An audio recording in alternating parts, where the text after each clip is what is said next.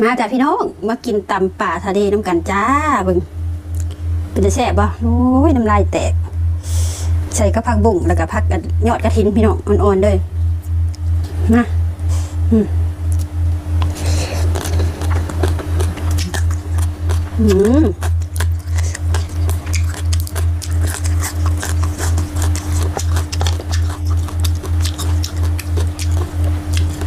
หัวหอย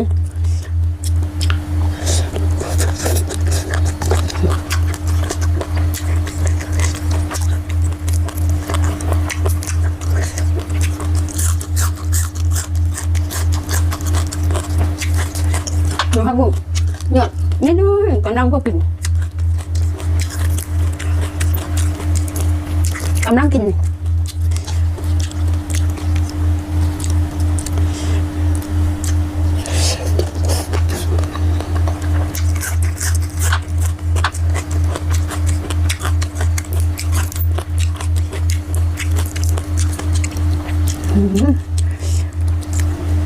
กินผู้เดียวอีกคือเก่าแล้วพี่น้อง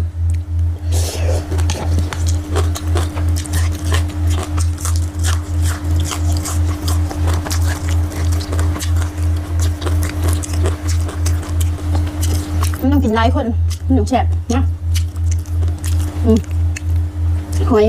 เชอรี่แล้วก็หอย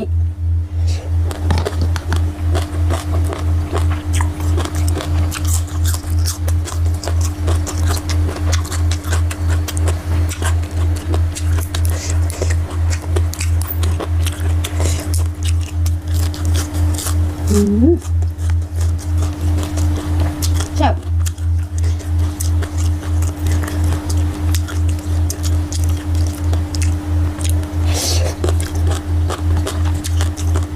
หอย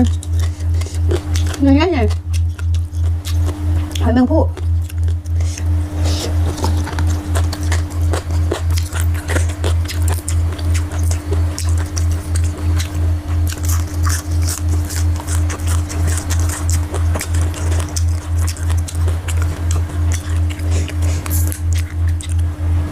ผักบุ้งกันไม่ได้ซื้อมาพี่น้อง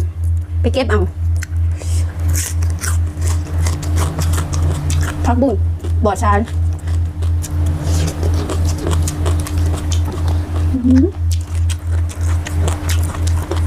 แซ่บขนาด